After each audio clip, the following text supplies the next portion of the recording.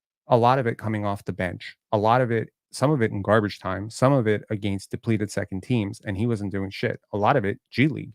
I mean, these stats are not G League stats, but we saw what he was in G League. And this year, he's jumped his usage from 17.4 to 23.8. We have seen an assist rate rise, assist percentage going from 7.4 to 8.4. We have seen his assists per 100 possessions jump a little bit, but I think they can jump a lot more. The assists and scoring, the assists and rebounds will come for him. He's a really smart player. He's jumped his blocks to zero point 0.1 to zero point 0.6. He's jumped his steals from 1.3 to 1.7 per 100 possessions again. His scoring jump of 19.4 to 31.1 has been impressive because he is taking more shots. He's gone from 16.9 field goal attempts per 100 possessions to 23.5, a very healthy jump.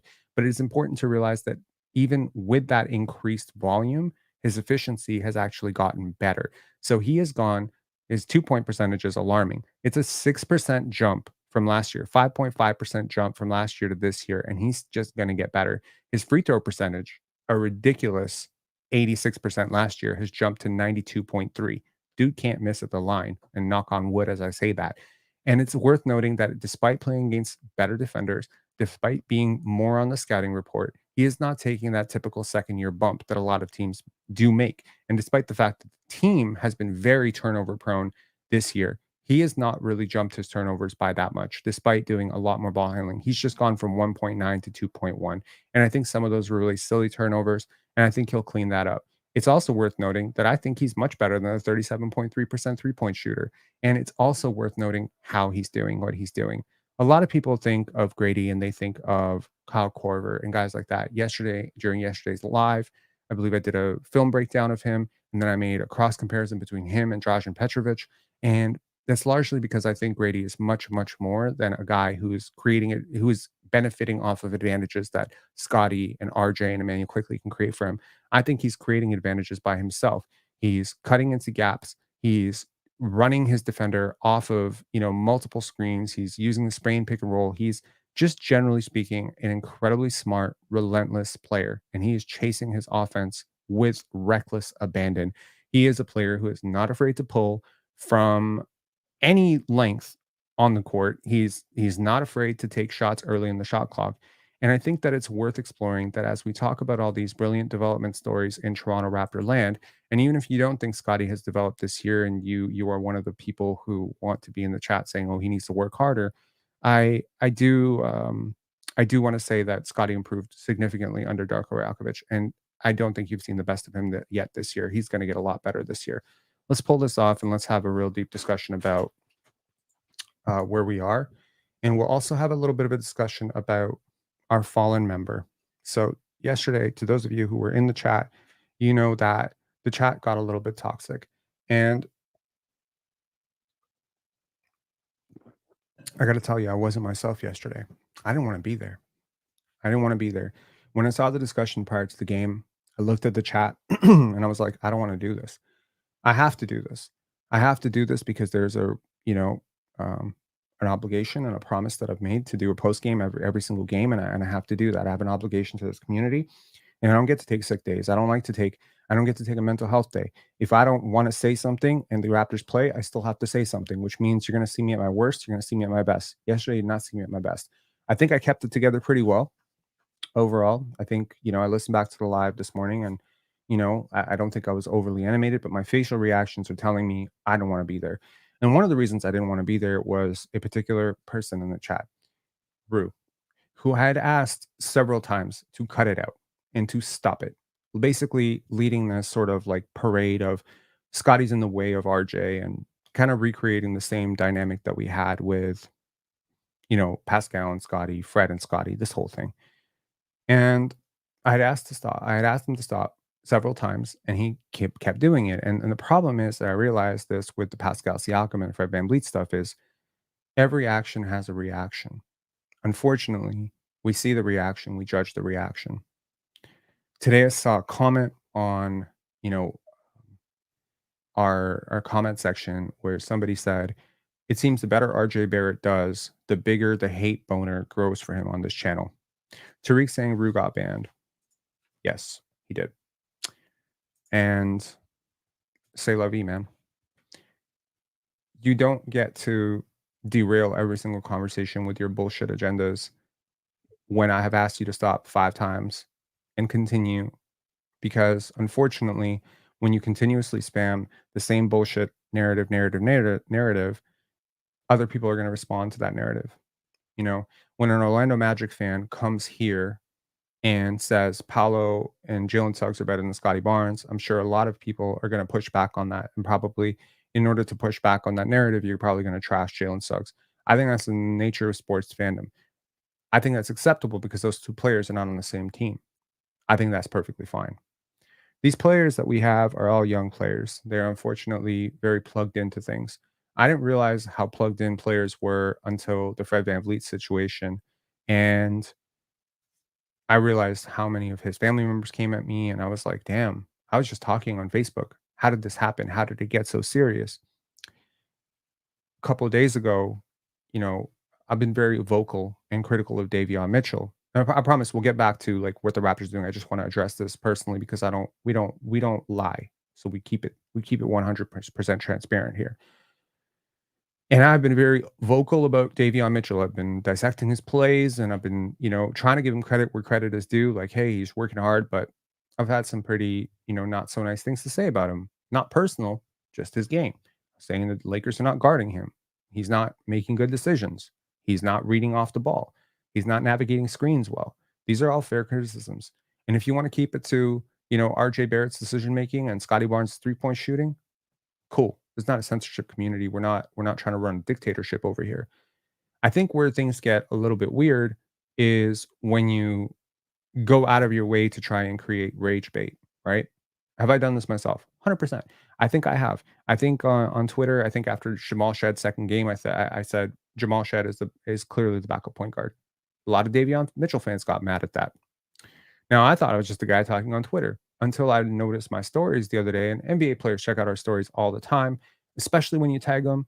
The Vince Carters of the world and all those people, they've all browsed through our stories. And it's really cool when you see that blue check mark and you see one of your favorite players browsing your story. You're like, wow, that's super cool. Like, I don't know how they heard about us, but I never tagged Davion Mitchell ever. I don't follow him. I didn't tag him. I never tagged his family. I never tagged him in anything. And then the other day, I saw Davion Mitchell scrolling through our stories. And that's when it hit me. I was like, man, I need to be better. But it's hard to be better when other people want to be worse, right? So we need to protect that fabric of the community where we're just going to enjoy this young team and we're going to dissect the games. And if someone has a really bad game and Grady's really ass on defense, we can say Grady's really ass on defense. And if RJ Barrett is having a great game, we can celebrate that great game. It's unfortunate that every great RJ game has to come with RJ is better than Scottie and X, Y, Z, Y. They're on the same team. They play really well together. They can play really well together. And when RJ was scoring 30 plus points in every single game, Scottie was right there cheering for him because that's who Scottie Barnes is. I think a lot of people have this vision of Scottie as Michael Jordan. You're wrong. That's not who he is. He's not a guy who's going to take 45 shots. He's not a guy who's going to score 50 points every night. He's the type of guy like a Kevin Garnett, players like that, Magic Johnson, Scottie Pippen. These are the guys. Scottie Pippen finished top 3 in MVP voting. He's one of the 50 greatest players of all time. Argue he might be one of the 25 greatest players of all time. Giannis Antetokounmpo plays on the same team as Chris Middleton. Chris Middleton closes out possessions for them. Chris Middleton is a more dynamic scorer than Giannis Antetokounmpo. You think you realize, and Scottie is vastly better as a playmaker than Giannis, just to put that into perspective. What you realize is no one player has ever won a championship, ever. It is a culture of sports betting, the culture of player props, the culture of fantasy leagues that make players basically into figures. That's a 30-point per game score, that's a 20-point per game score, and no further discussion can ever be had about that. The truth is that every great team has had loads of options. Great teams have depth, great teams have stars, great teams have co-stars. Maybe the Boston Celtics fan base can rip themselves apart debating Jaylen Brown versus Jason Tatum, but there's no GM on the planet that would debate the value of those two players realistically. There's not one. Nobody. And I would love to do a GM survey on that one, but not one. When Chet Holmgren is having 25, 26 points per game, I hope that OKC fans are not ripping themselves apart saying this should be Chet's team, not Shea's team. That's stupid. Shea's not doing that. Shea is celebrating that. It's unfortunate that because of the stuff that happened with Fred, Pascal, Scottie, etc., that we have this sort of contentious attitude towards it. But I'll remind you that it was the same attitude and the same culture that led to the derision and eventually the division of Tracy McGrady and Vince Carter. It was Tracy was the better talent, just to keep that a stack 100%. Vince was more physically developed. His game was more developed. He was a better scorer at the time. It didn't take long for Tracy to blap him, though, as a scorer in Orlando. And he went to Orlando and he showed it. Scottie has much more in common with Tracy McGrady than he does with Vince Carter as an athlete and just as a player. The positional size that Scottie Barnes has, in my opinion, lends him to being a superstar lock. He will be a superstar in the NBA. What's important to realize, though, is that the Raptors, when they're building, do not see Scottie Barnes as a man on an island by himself who's going to go win a championship by himself. Ideally, when he gets there, just like when Jokic got there, just like when Giannis got there, just like when Kawhi got there, just like when Michael got there, just like when Kobe got there, just like when every single great player who's ever won a championship got there, they needed help. They needed support. They needed guys who could go off for 40. Shaq needed Kobe every bit as Kobe needed Shaq. Okay. You can rip yourselves apart about saying whose team it should be, but it never needed to be that way because take any one of those guys off the team and you don't win a championship. You don't have to debate every single time that Grady has a good game that he's better than Immanuel Quickley. We don't need to do that shit. These guys can fit together. The important thing is they can fit together. The second important thing is to know that Scottie is not the type of star that is going to limit other players from becoming 25-point per game scorers. He is the type of selfless superstar that you wish to build around. He is your Tim Duncan or your Nikola Jokic archetype mentally. You may not see the vision on the game, fine. You may see him struggling, fine. But that's who he is. He is the type of player who wants to win championships. All he wants to talk about is championships. All he wants to talk about is legacy, winning. You don't hear Scottie Barnes talking about winning MVPs. You don't hear Scottie Barnes talking about winning scoring titles. That's not who he is. He's not a selfish player. When RJ Barrett declared Scottie Barnes the most selfless superstar he's ever played with, he was comparing him to who? Julius Randle, I guess. Jalen Brunson. That's the only comparisons that those are the best players he's ever played with. Scottie, Jalen, and Julius Randle. And I don't think Jalen Brunson's selfish. So what does that say about Scottie Barnes? I think the Raptors have a vision for the 10-year window. And 10-year windows are generous because in today's NBA, things can change with one injury. But it's worth noting that when Calvin Booth brought up the point about building a 10-year championship window around Nikola Jokic, he put scorers around him. He put bucket getters. He put snipers. If I told you Michael Porter Jr. has 50 points tomorrow, you wouldn't doubt that, right? If I told you Jamal Murray had 50 points tomorrow, you might doubt that because of where he is. But a couple of years ago, you would have thought he's supposed to get 40. He's supposed to get 50. When you have a great playmaker, the only job you have as an organization is to give them tools. That's it. When you have a Steve Nash, you have to give him an Amari Stoudemire because he can finish. You have to give him a Sean Marion. You have to give him a Jason Richardson. When you have a Magic Johnson, you have to give him a Kareem Abdul-Jabbar and a James Worthy. You have to give him those. When you have a Jokic, you have to give him options like cutters like Bruce Brown and vets off the bench. You have to give him your Aaron Gordons, an ex-lottery pick who was a 4th overall pick. You have to give him bucket getters, guys who can go off and look like the best player in the world any given night, like Jamal Murray. You have to give him a former number 1 ranked player like Michael Porter Jr. who can get his own. You got to do that. Consider the Boston Celtics, a team that knocked on the door for years. With who? With a lot of one-dimensional, one-sided players. Marcus Smart is no one's definition of a great offensive player. He was a defense first, offense third type of player. He's a defense first, second, third type of player. Offense was, you'll live with it. Not a great playmaker. He's not Drew Holiday. He's not Drew Holiday as a shooter. Consider Rob Williams. Robert Williams is a one-way player. Robert Williams is a okay offensive player with great defensive impact, with a shaky medical history. Who'd they trade all that for? They traded them all for great offensive players because they understand something that a lot of people don't, which is when you have 5 good offensive players that can actually fit together, you become unstoppable. Unstoppable. But people don't want to hear that. There's a reason LeBron James won championships with other great players and won 0 championships when he had to do it by himself, right? He got swept in the finals against the Spurs because his best player was Daniel Boobie Gibson and Larry Hughes, guys like that.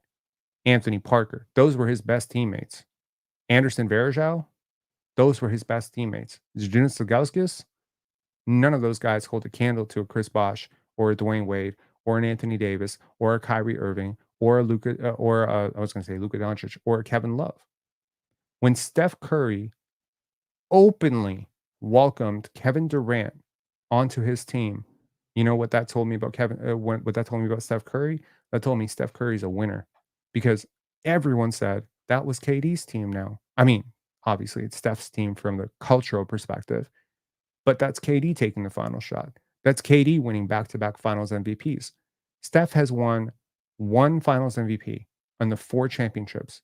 And yet, when you look back, when you ask an average person, rank out your top 15 players, he is probably ranked before Andre Iguodala, who he's definitely ranked before Andre Iguodala, and he's probably ranked before Kevin Durant for most people as well. The accolades mean jack shit. People malign, Jason Tatum because he didn't win Finals MVP and Eastern Conference Finals MVP and all that stuff. But so much of what he is doing is allowing all those other Celtics to be so good. He is a selfless superstar. You want selfless superstars.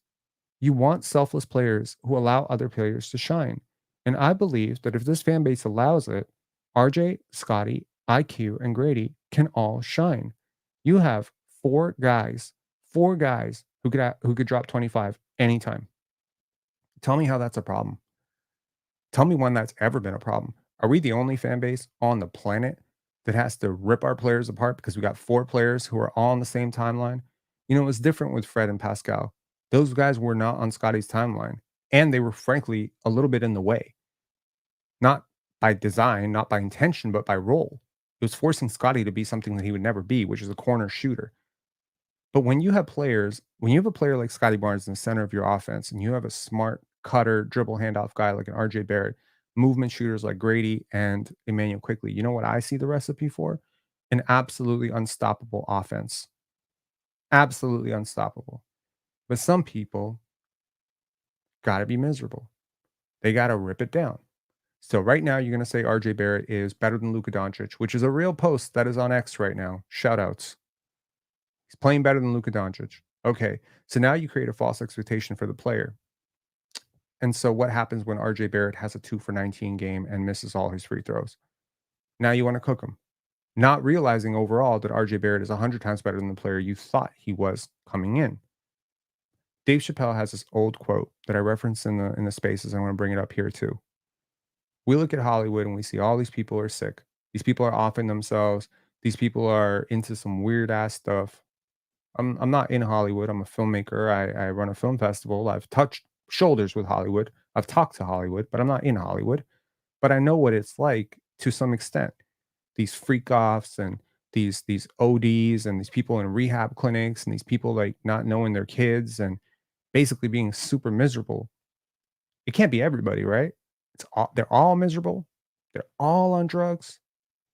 So what Dave Chappelle say when he walked away from Hollywood and he rejected that ridiculous offer and he moved to South Africa and left everything on he left $50 million on the table. What did he say? When he came back, he said, we talk about this person being sick. We talk about this person. We talk about Amy Winehouse. We talk about the Heath Ledgers, the Bill Cosbys, the P. Diddy's. We talk about all these people. Do we ever talk about the culture? Do we ever talk about the culture that makes them sick?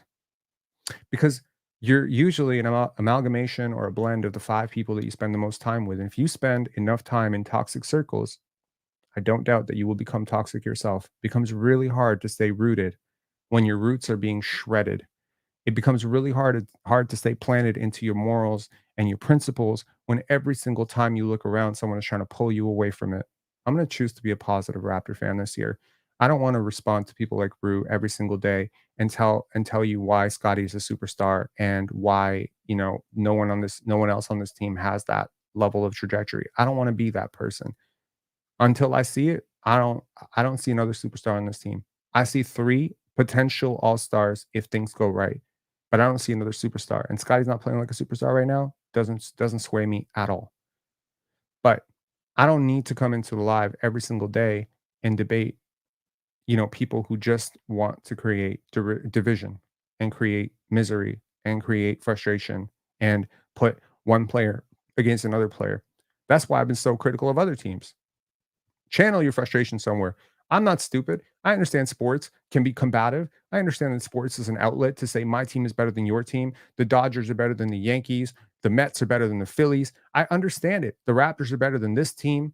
And I understand that sometimes when your team is ass and your team is not winning a lot of games, it's very easy to just turn that frustration and combativeness on yourselves. But you don't need to do that. You can still talk shit about Cleveland and Detroit and Orlando. Trust me, you can. You can still talk shit about the other teams. You don't have to, because here's the thing. Yesterday when Scottie was on the bench, I saw him on his feet for the entire fourth quarter, rooting for Grady and on RJ. It doesn't even occur to this dope that he's got a fan base that's looking at him on the bench saying, "We're better without you." Do y'all remember? Do y'all remember Vince Carter gets injured?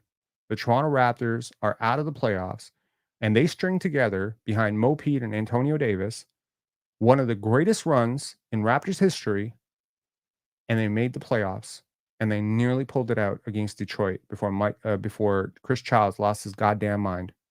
Give me a W if you remember that. Do you know what the media said? The Raptors are better without Vince. Well, how the fuck did that look?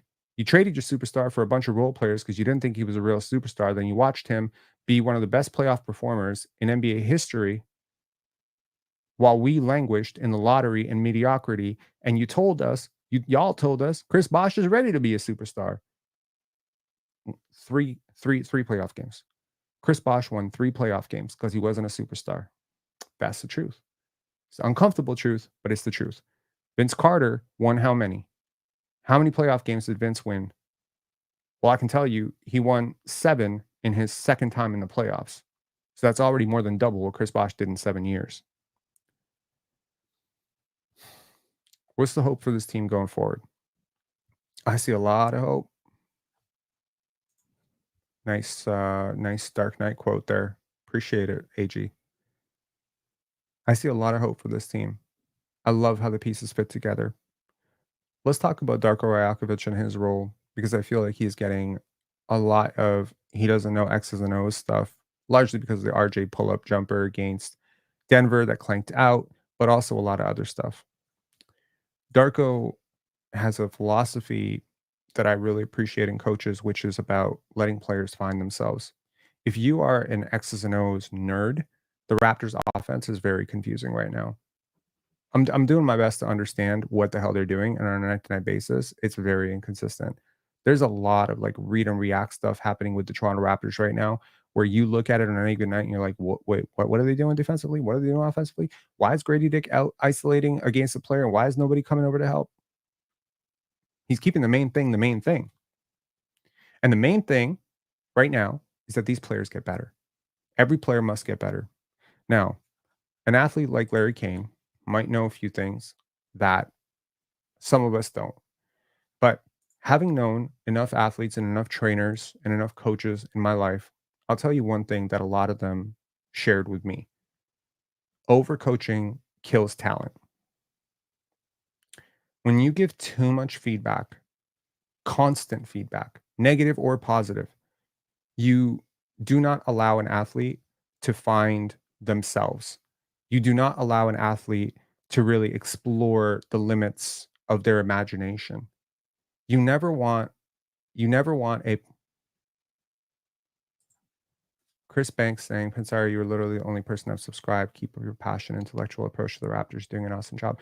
I really appreciate that you subscribed, despite you not subscribing to anyone else. And I would tell you, there's a lot of great content creators out there who could absolutely still use your support. But I appreciate being someone that you've given your support to, and thank you for acknowledging that. Overcoaching. See, when you're a young player, and again, I didn't play Division I basketball, I didn't play pro, so I can't really talk about what these guys go through, but I know what I went through. And I know that feeling when you turn the ball over. I know the feeling when you have, the game is on the line and you miss 2 free throws and you're killing yourself. I know, being in a practice just not having the energy to go, and your coach is like on you, on you, on you. I understand being ridden. I get it. You know, I understand also that players shut down when they don't have trust. Larry Kane co-signing, the most important co-sign. True coaches need to let athletes figure it out, but support them through the process. And I think that that is the absolute balance that you must strike as a coach. One, you must earn the trust from your player that you both know what you're doing and what you are doing is to their benefit. This is like a base minimum. If you don't have that, you have nothing. It doesn't matter what you tell them, they're not going to listen. It doesn't matter what you're doing for them, they're not going to appreciate it.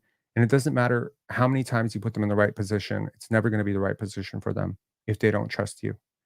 I often liken it to being a director on a set because it's something that I can relate to.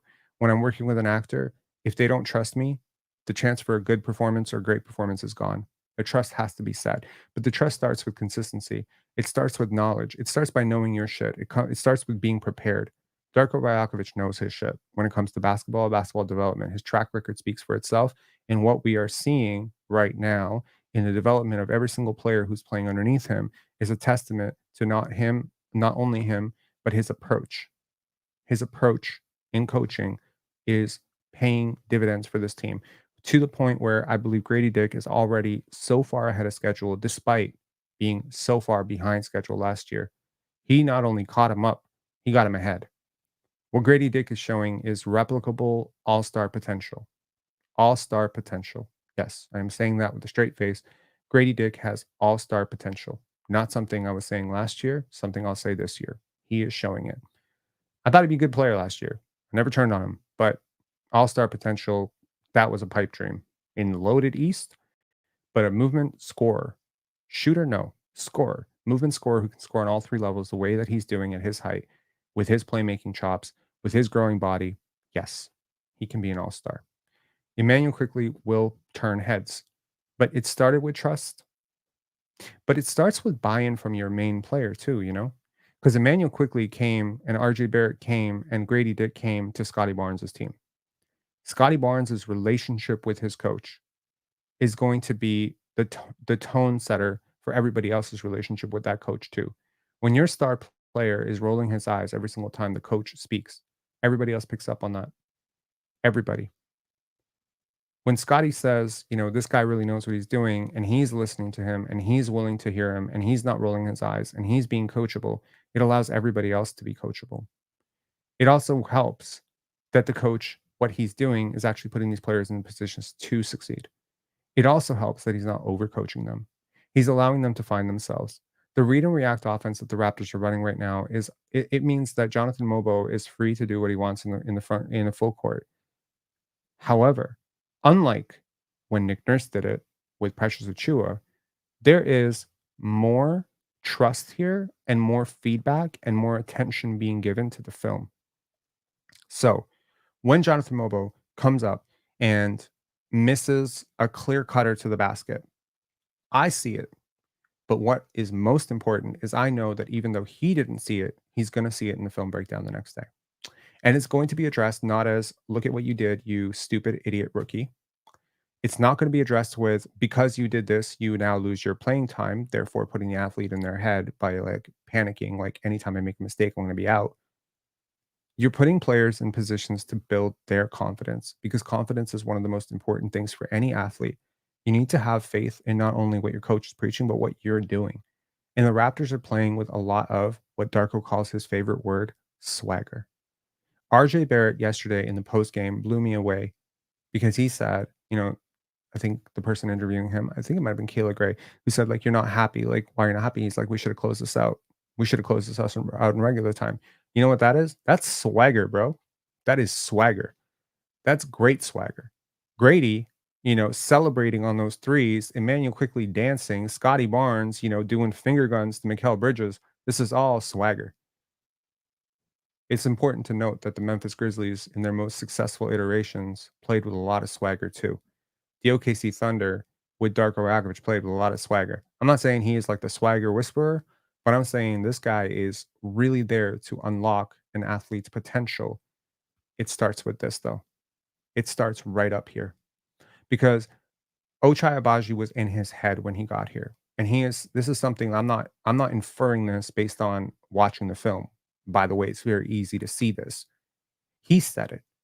He has said, I was in my head. I'm getting out of my head. Gradey has said, I'm in my head. I'm overthinking things. So how do you slow it down? How do you slow the game down? Film study, development, reps, getting an athlete out of that fear mode of like, if I make a mistake, I'm going to get a quick hook. No, letting players play through their mistakes, but actually going one step further and encouraging mistakes. That mistakes are a good thing. Go out, read the situation, do your best. We'll deal with it tomorrow in the film study. Let's go. Malachi Flynn, I just want to see you smile. I don't know. Sometimes it doesn't work. I don't know how much you're gonna eke out of Davion Mitchell, but I'm sure if he can make it, if he's gonna make it anywhere, it's gonna be here. A lot of people are worried about the draft pick. Rob, don't we need a top 5 pick? Look at the talent on this team. I'm looking at the talent on the team. My question is, are you looking at the talent on this team? Are you looking at what a Jacoby Walter is? No, are you looking at it or are you seeing it? Because if you're looking at it, you saw a missed dunk and 2 missed free throws. But if you're seeing it, you saw the offensive rebound. You saw the defensive commitment. You saw the hustle. If you're looking at things, you're seeing Scottie Barnes 18% three-point shooting. If you're seeing it, if you have a vision for it, you see the shooting form is getting better. It's getting quicker. And it's an adjustment. One thing I've realized with Darko Rajakovic is everybody has to get worse before they get better. He forces you into getting worse until you can get better. Ochai Agbaji shot the worst percentage of his life with the Raptors. Do we need to flash the numbers again? The worst of his life right there. He was terrible. But the Raptors believe in Ochai. Masai has believed in Ochai since pre-draft. You know, when the Raptors traded that first round pick, believe me, it wasn't just for Kelly. A lot of it was Ochai. They believed that this guy had some potential. He was not a throw-in. It wasn't like, oh, Otto Porter for Kelly Olynyk, and we would like Ochai. No, the Raptors have been super high on Ochai Agbaji for 5 years now. They wanted him in that draft. The previous draft, before he won the national championship with Kansas, he tested the waters in that draft. And he had a really long, extensive conversation with Masai Ujiri about why he should go back to school and get better. You better believe this guy is here to stay. Ochai is here to stay. If he continues to do what he's doing right now, he's here to stay for a long time. Would not be surprised if he was like the 7th or 8th guy on our next championship team. But look at how much worse he got. This is a guy who was considered a good shooter in college, actually a really good shooter in college. He shot 35%, 29%, and 33% with the Utah Jazz, and proceeded to shoot 21.7% with the Raptors. Do you think some of that had to do with him adjusting his form? Do you think that when players try to change things about their game that they've been doing their whole lives, that their immediate results are going to be worse? I'll tell you right now, whatever you do with your life, whatever it is, I don't care if you're a mailman, a construction worker, a tiler, I don't care if you're a tailor, you run a laundromat. If you change however good you are at the thing that you have put 10,000 hours into to this point, if you change vocations today, you will be probably really bad at the next thing you do for a pretty long time. Most people don't change. The Raptors have shown a willingness to change. Grady's game is changing. His shot speed has changed. The way he gets his moves have changed. Nothing that he is doing right now resembles the game that he had at Kansas. Nothing. This is new. This is new stuff. The footwork is new. It's new. He's never done this. Even in his earliest tape, he was like an athlete who could like maybe do a couple crosses. Like some of the handle that he has shown this early is such a positive sign. I think it's really telling that Darko Rajakovic is still trying to develop Chris Boucher. I think that is what it is to me is probably what it is to Chris Boucher is probably what it means to the team, which is this guy doesn't give up on people. He's a growth guy. That's why I think we're recreating We the North. 45 minutes into the live, I get to my point. I like to keep my points for the end of the live. We are recreating We the North. We the North started with accountability. It started with development. Now, a lot of people had a lot of loud conversations about DeMar DeRozan and his jersey retirement and whether he should get his jersey retirement. A lot of people have some a lot of negative things to say about Dwayne Casey. And certainly while he was here, you could question his rotations, his adjustments, his, the creativity of his offense. Fair. But the discussion has to be nuanced. Otherwise, it becomes stupid. These are detailed. Like, if you want to debate whether or not DeMar DeRozan has to have his jersey, you cannot reference his worst playoff series and say that's why it can't happen. You cannot reference his involvement in the Kendrick Lamar video and dancing on stage. You cannot say that's the reason he could never have his jersey retired. You cannot say that one quote, "Well, we should have LeBron. If we had LeBron, we would win. We would win too." You cannot use that as a one quote to wipe out a career. I'll tell you that DeMar DeRozan was never the best player on the Toronto Raptors, regardless of how he feels about it. I'll say it. He was never the best player on the Raptors. Kyle Lowry was always the best player on the Raptors until DeMar left, at which point Kyle became the second best player on the Raptors. So it's worth noting that no matter how many points he scores, and he's at 24,000 and change right now, he might end his career with 30,000 points and become one of the all-time greatest scorers in NBA history. DeMar is a bucket. But it's worth noting how it started, because it didn't start like this. If you had told someone after DeMar's second year that he would be an all-star, you'd be laughed out of the room. You'd be laughed out of the barbershop. You'd be like, all-star, all-star. Averaging 17 points per game on inefficient shooting, can't shoot a three. How's he going to score? How's he going to be an all-star? He don't play defense. It's worth noting that DeMar developed him not into a one-time all-star. He became a multi-time all-star with the Raptors. He also became an all-NBA guy. I don't think his biggest contribution to the Raptors was even on the court. I don't. I think his biggest contribution, and if you listen to guys like Norman Powell, Fred VanVleet, if you listen to Kyle Lowry, if you listen to all these guys talk, they will always credit DeMar DeRozan for their development. They'll say, he was my vet. He was the guy who kept me engaged. He was the guy who's the first guy after a tough game that would come around and say, let's go for a shoot around. He was the first guy in the gym every day. Where do you think Pascal Siakam got his work ethic from? Where do you think Fred VanVleet got his work ethic from? And these guys have been probably hard workers their whole lives, but then they saw DeMar DeRozan, and he was your star player for the marketing. He was your star player, and he was the model. He was the guy. 4 hours, 5 hours, reckless.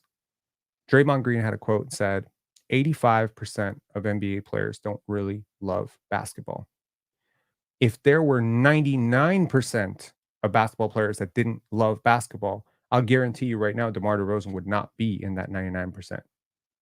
I would estimate myself, just knowing a little bit, I would estimate the numbers probably closer to 55 to 60, but sure. We'll agree. Some people, it's just a job. DeMar DeRozan, this is life. So let's take stock of whether or not DeMar DeRozan should have his jersey retired. By first looking at the negatives and then looking at the positives, cross. Negatives. A lot of playoff series where he was a disaster. Yes, true. Defense was not great. True. Didn't win a championship. True. Highly overrated scorer due to inefficiencies. True. Wasn't a superstar. True. Fine. Let's talk about the negative since he's left. Went on a media tour to pretty much slander Masai Ujiri specifically for trading him, lying to him, and became a bit of a distraction. True. Was pretty salty after the Raptors won the championship, even though he expressed that he was happy. Every comment that he's made around that would be something similar to, if they hadn't traded me, we still wouldn't won a championship, but I'm happy for the guys. There's always the, but I'm happy for the guys, but true. True. Participated in the Kendrick Lamar video, and the lyrics were glad D Rose came home. Y'all didn't deserve him neither. So basically saying that Canada did not deserve him, and that he's glad he came home. He's co-signing it. Okay, all true. That's the negatives. Let's talk about the positives. Worked harder than anybody, probably in Raptors history. True. Was a great off-court ambassador and a great community member for 9 years. Also true.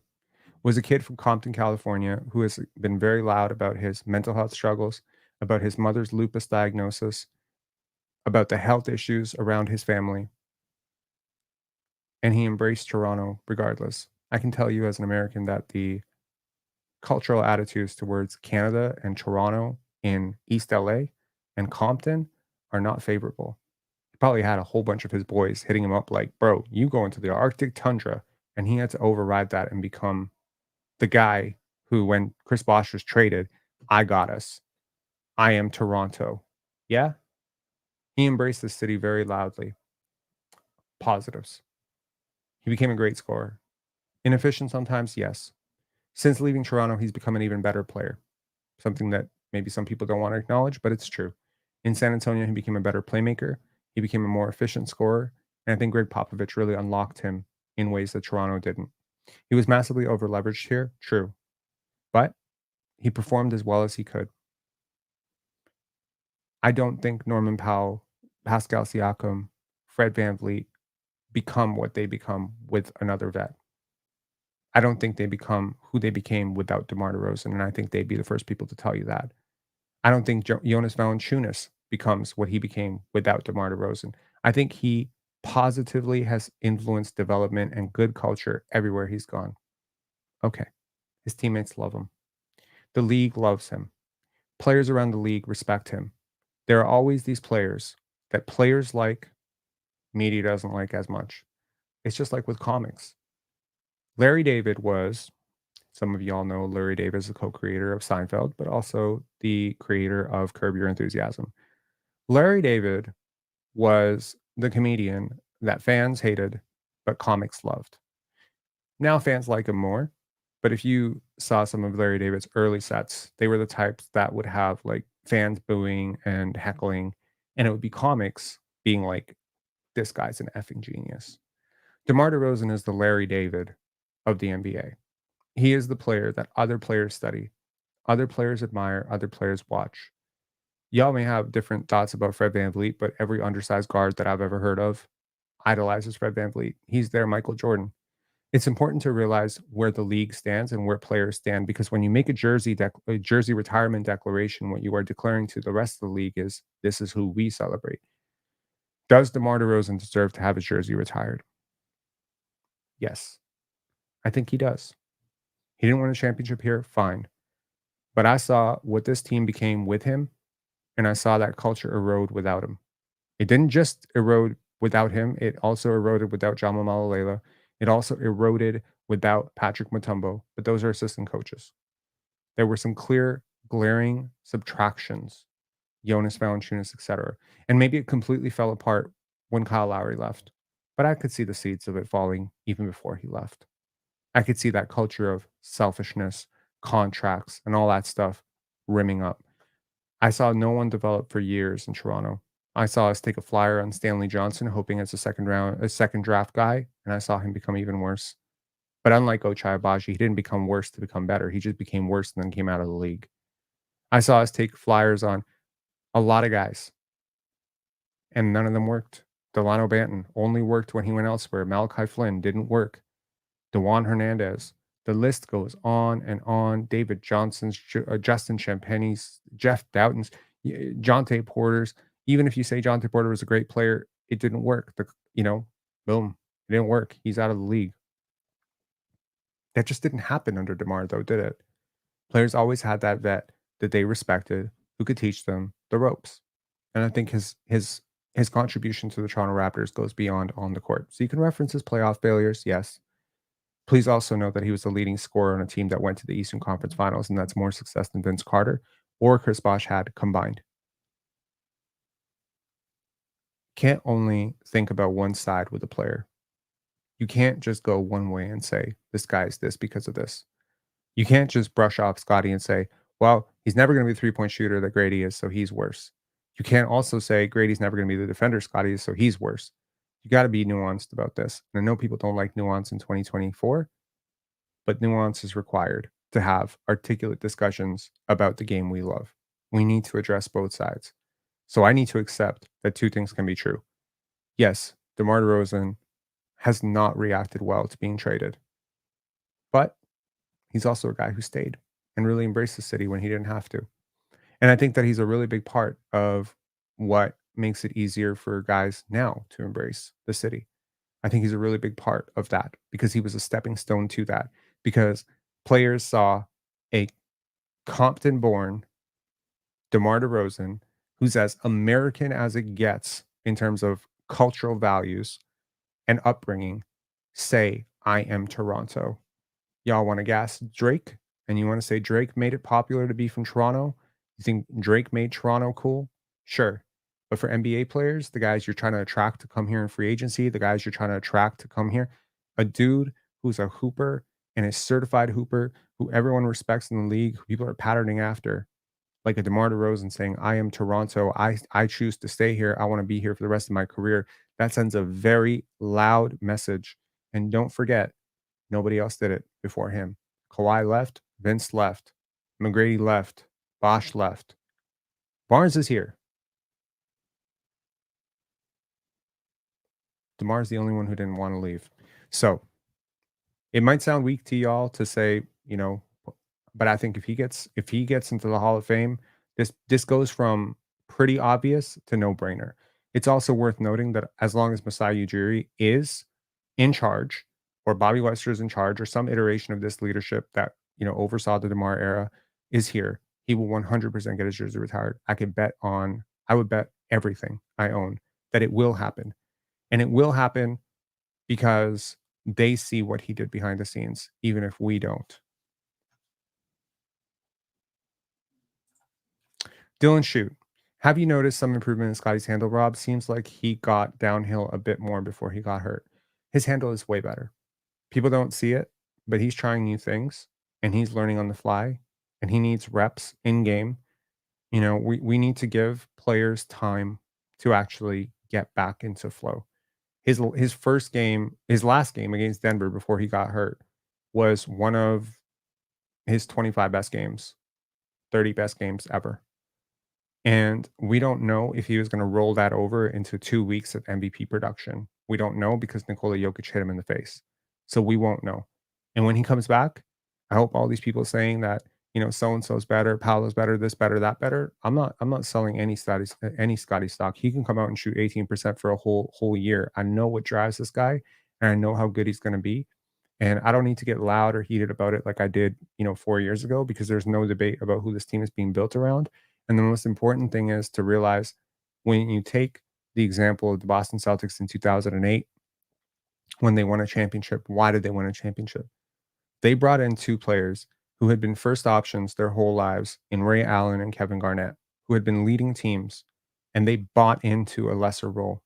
When I hear Scottie celebrating RJ Barrett scoring 30, when I hear RJ saying, I want to be all defense, because that can be my role in this team, I can do whatever you need me to do.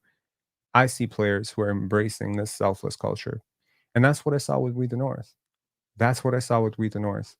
I saw a player like Kyle Lowry very happily sacrificing shots to get others involved. And he was your best player, so it started with him. I saw a player like DeMar DeRozan on the bench celebrating as the bench unit got up and they were going. I saw Kyle Lowry who, instead of viewing Fred VanVleet as competition for money or role or minutes, embraced him like a brother to the point where Fred became his little brother. And he didn't little brother him. It wasn't condescending. It was actually beautiful in the ways that he nurtured him and helped him grow. And I think I wonder what Fred VanVleet's career would have been like without DeMar and Kyle, but I guarantee you it wasn't an all-star. Not a chance in hell. So you need these things. You need players to buy in. You need Grady to feel comfortable that he can score 40 and Scottie's not going to kibosh it because he's afraid about whose team it is. Teams have won championships in very different ways. Some teams win a championship where their best player is a guard. Some win it with a wing. Some win it with a more team balanced approach, like the Detroit Pistons in 2004. Some win it, a lot have won it, with a dominant center. Regardless of which team won the championship, almost every one of them has one thing in common: selfless superstars. Selfless superstars who are coachable, who think about championships as a team success as opposed to an individual success. And even if you reference a Michael and a Kobe, Kobe took a while to get there. His earliest tendencies were to gun for his and fuck the rest. He learned to win under Phil Jackson. It's ironic that the two players that everyone references as, but those guys were selfish, they only won with Phil Jackson, and they never won one without him. Michael Jordan went over without Phil Jackson. Kobe over without Phil Jackson.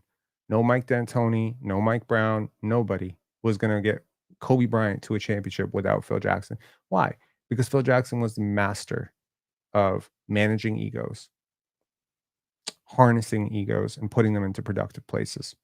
So it's just helpful that you don't have a player that needs to be coached into being more selfless. You have a player who's born selfless. As RJ Barrett said, the most selfless superstar he's ever played with. That's a number one recruit, Maple Mamba, saying that to you. When Darko Rajakovic says Scottie Barnes is going to be an all-star, he's going to be the face of the league. It's not something he just jumped to. That was him just being unhinged. But that was also him being honest. That's how people see him. When Masai Ujiri says, we got that one, he's not basing this on Scottie having a cold streak or a hot streak from three. It's these guys see what the vision is with Scottie. When Brian Macon came on last year, he said this is 5%. Maybe by the year's end, I think he said he'd get to 15%. Where's he at right now? 25%? Cool. You're watching RJ Barrett have the best year of his life. And just to put this into context, RJ Barrett at 23 was struggling mightily. Let's take a look. Hold on. So where was RJ at the same time? And again, we can all agree that RJ is just way more developed as a basketball player than Scottie offensively, right? He always was. He was always like a bucket getter. So this is RJ Barrett. Boom. So at 23 with the New York Knicks, 22, 23, we were seeing 28 points per 100 possessions, negative 3 boxes minus. If you flash to Scottie at the same age, at 22, he was a positive 3.7 boxes minus, and he was early when he made the All-Star team, he was like 5.9. So not that boxes minus is everything, but I am saying that if Scottie improves as much as RJ has improved from the age of 22 to the age of 25, you will be looking at one of the greatest players of all time. That's how development works. You know, I often reference this, so I hope I'm not getting a little bit old, but there was a real discussion in Milwaukee when the Bucks decided that they were going to build around Giannis and not Jabari Parker. Jabari Parker was a top 2 pick. Giannis was the 15th overall pick, and it was very obvious to most people who watch basketball that one of these players was significantly more offensively developed than the other. Monta Ellis, Steph Curry. A lot of people looked at that as an obvious, this is Monta's team. Monta's a better player.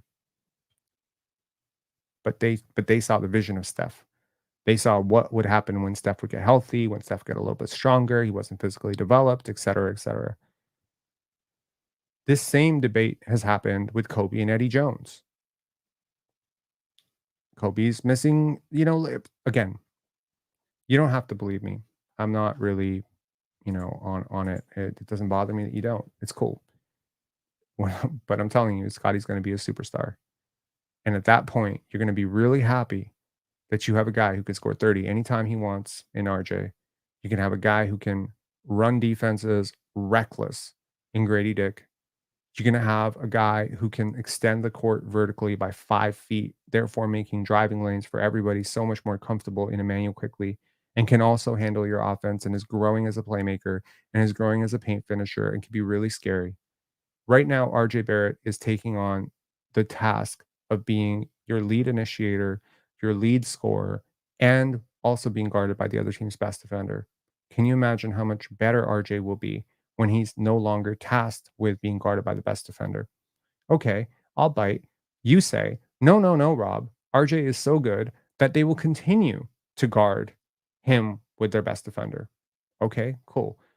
Good luck trying to stop Scottie Barnes with your second best defender because you can't even stop him with your best defender. I've seen Scottie Barnes rip apart defenses for like 20-point fourth quarters when their best defender is hugging him at the half court mark. You're not stopping this guy. The physics of it are actually just going to dictate that. So if you want to put your best defender on RJ Barrett, cool. Scottie Barnes is going to have 30 points a game every night. If you want to put your best defender on Scottie, good luck trying to guard Gradey Dick with your third or fourth best defender as he rips them. And again, right now, what are the Raptors doing? It's random. It's random. It's a lot of random shit, man. It's a lot of read and react stuff. What I talked about earlier, coaches letting you find yourself. This is a coach letting players find themselves. He's letting RJ make decisions in the middle of the court without any play calls. Well, very few play calls. right? They're just trying to develop basketball players. A lot of people made a lot of mess about Jakob Poeltl's quote, "We're not going to win games at any cost." That's not Jakob Poeltl saying we're tanking. That's Jakob Poeltl saying Jacoby Walters' reps are more important than wins right now. Grady Dick having confidence in his game, expanding out to being more than a corner shooter and an above the break transition shooter is more important than winning games with Bruce Brown playing 35 minutes. Teams that want to win do not usually employ 5 rookies. They just don't. You can't find one. There's not one championship team in the history of the NBA that has employed 5 rookies. They mostly have like 1 or 2, maybe. Because young players don't help you win. That's always true. Very rarely is it ever untrue. Evan Mobley, Scottie Barnes, Victor Wembanyama, very few. Most young players bleed you minutes. Grady is still technically losing his minutes. EPM, BPM, do it. Check it out. He's not overly positive right now. Still making a ton of mistakes defensively, still massively over leveraged as cross match target and transition. There's still turnovers. There's still, limitations offensively, but you live with it. He's getting better. The only way to judge the Raptors season is by building a time machine and seeing what all of this materializes into in 2 years. I'll remind you, you don't get Kawhi Leonard until DeMar DeRozan develops. Because what the Spurs wanted in exchange for Kawhi Leonard was another star. And DeMar was the only star available for Kawhi Leonard because other teams were like, if he's going to LA anyway, fuck it. He's going to be a free agent. He might not play for us. So the Raptors took a gamble. But you can't even make that deal without DeMar DeRozan. You think the Spurs were going to take Kyle Lowry? No, DeMar was younger. And DeMar was seen as the type of guy who could prop up the offense for a small market franchise like San Antonio until they found their next star, which congratulations, they now have found their next star. You gotta get the main piece in. But it's important that the other guys develop. Right now, you think about that Toronto Raptors championship team that did win it all. How did they win though? They traded DeMar plus Jakob plus a first round pick. That's technically 3 players for Kawhi Leonard and Danny Green, which is 2 players. Deficit. They traded DeLon Wright, a good backup point guard who's still in the league 5 years later, despite a lot of injuries, plus Jonas Valanciunas, plus a first round pick for Marc Gasol. 3 assets for 1. How were they able to still win a championship? Because Norman Powell developed, because Fred VanVleet developed, because OG Anunoby and Pascal Siakam developed. I don't know which of these players that we see today, that we are rooting for today, hopefully we are all rooting for. I don't know which of these players is going to be on the next championship team for the Raptors. I don't know.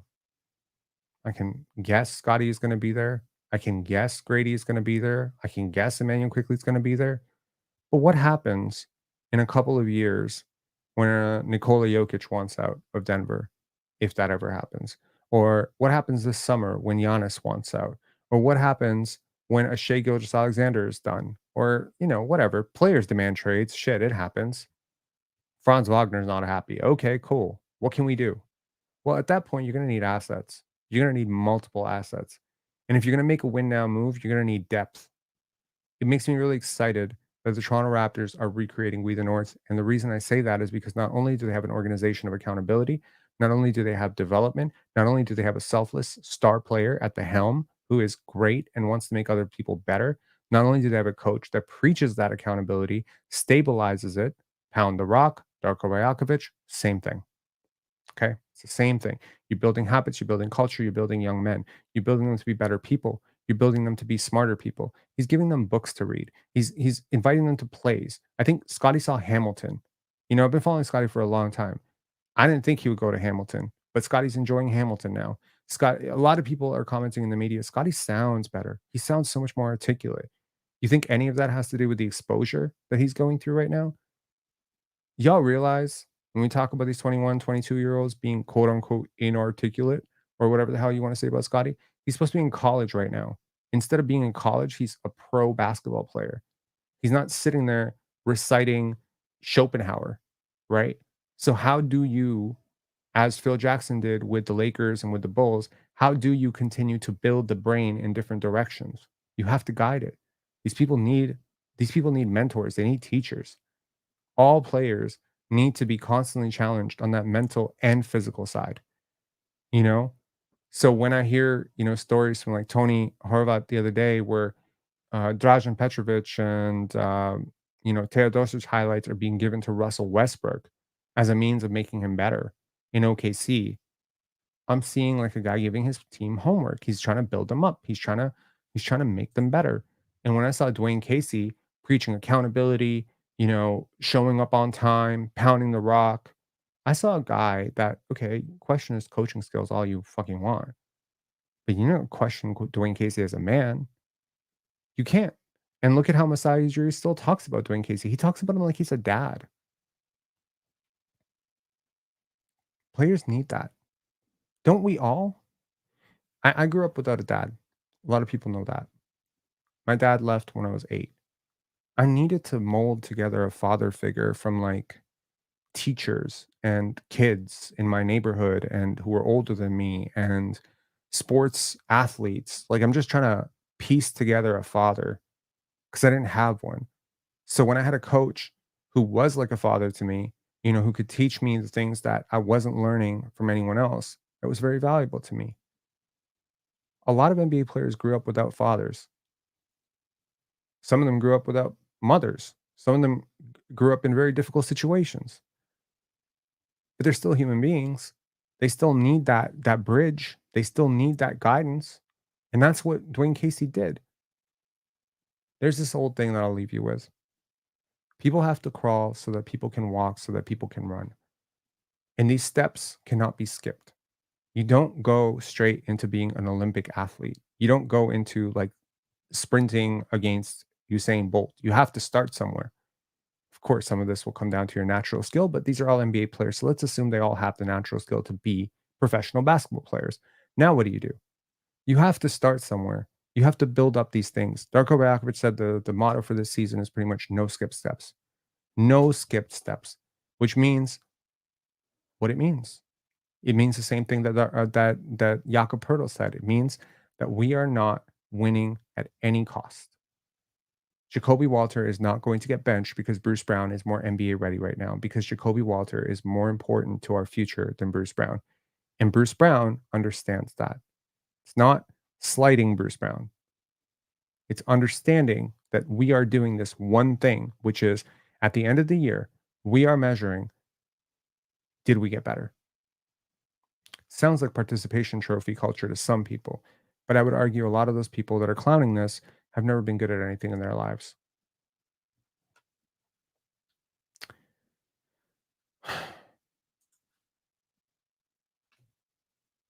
Harrison Silva saying Kyrie streams, people are scared of him. I don't know who you're talking about. Paradise Lost saying most basketball players grow up with single moms. I know a lot of players on this team grew up with single moms. That's for sure. I know I grew up with a single mom. Does Scottie have the same injury as Embiid had? Yes. Embiid had a right uh, he had a right orbital fracture. Yes. Not gonna lie, Scottie's interviews 1,000% better than rookie season. Love the growth. Sure. But I would look back at my earliest podcasts and I would say I've gotten 1,000% better as well. That's also time. That's also learning. You get better at things as you go. I could not have imagined 5 years ago talking to possibly 1,000 people in and out of over the last hour and just going unhinged on a 75-minute monologue. I couldn't imagine that. I don't know.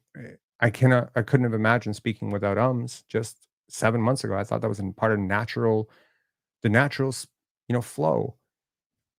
As someone who is I'm very proud of a few things in my life, but one of the things I'm most proud of is that I continuously grow. I appreciate others who do the same thing. I appreciate people who can change their minds and people who can get better at things. I especially appreciate people who are willing to be bad at things until they're ready to be good at them. And that's why I appreciate the Toronto Raptors and what they're doing. And that's why I see all the same building blocks that were established in We the North. When you look at We the North, and you look at the initial, spark of it, you might think of Kyle and DeMar, but I see a team that succeeded without a superstar. You didn't have a superstar. I see a team that was built on depth. I see a team that competed nightly. I saw a team that would play together. I saw a team that developed. I saw a team that was connected. I saw a team that played a beautiful brand of basketball. I saw a team that had a bench mob. We're seeing the potential of a bench mob here. And before you say, wait, wait, wait, how are we comparing those two teams? Please understand the person who built the first one is the same person who's building the second one. And people tend to stay pretty consistent with their non negotiables. Okay. Slitherman saying, bro got zapped. I don't understand. Scottie is a young guy that streams all of this guys you naming are vets. Hmm? Draymond made a podcast after 4 chips. Cat is soft, dude. No one takes series. No one is scared of Kitty Cat. Okay, cool. Zaire, bye. Every chat needs a villain, but I think we deserve a better class of villain than you. Banned. Uh-oh. Cool. All right. I conclude this edition of Be Hopeful for the Toronto Raptors. They are now 2-5. I hope that they can hold it down until Scottie and IQ get back. But once they get back, they'll have a little bit of that hard schedule left, and then it's easy sailing ahead.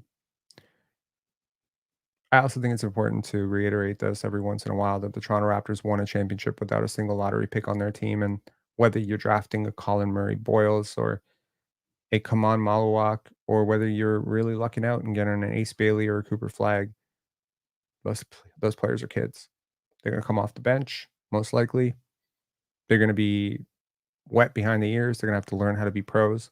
And I, for one, am very, very excited that whoever comes in, the 2 rookies we draft next year, the 3 we draft the following year, or whether or not those are traded for players, whoever comes into this culture is going to see a team that's connected.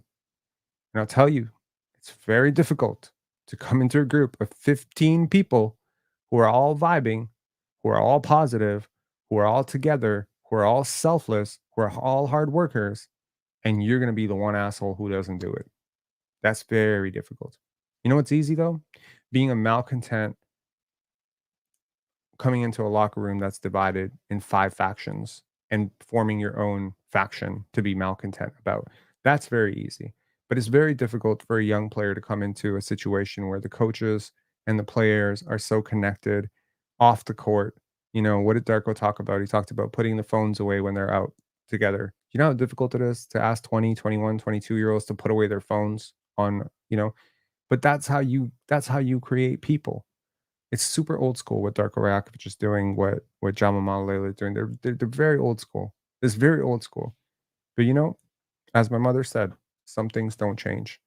And raising good people hasn't changed that much over the last 60 years. I'll talk to y'all later. Please hit like on your way out. I would really appreciate it. I'm looking forward to the rest of this season. I am not looking forward to any of the infighting, any of the so and so is better than so and so, blah, blah, blah, blah, blah on our teams. Please reserve that energy for other teams because I promise you, Scottie, RJ, IQ, Grady fit. They work. They'll play together and they'll be fine. Tariq saying, Rob the GOAT. Cool. I don't know if I am. I'm pretty sure I'm not, but I appreciate this. I appreciate the vote of confidence. And once again, Dylan Shoot, as always, you've super chatted many times before. So thank you very much for this one. Appreciate it. Goes a long way. And we are growing hard and fast. And if you want even more Raptors talk, go follow us on Raptors on Twitter, on X, Pensire B-Ball, and go listen to the spaces. It was a very animated, loud discussion, but I think it was a worthwhile one having. It was one that was worthwhile having. In terms of Raptors. Thanks. Lee B saying Low owns Penn. Cool. Can you go stand for Legend of Wingstop somewhere else though? I really appreciate it. Cheers. Have a good one.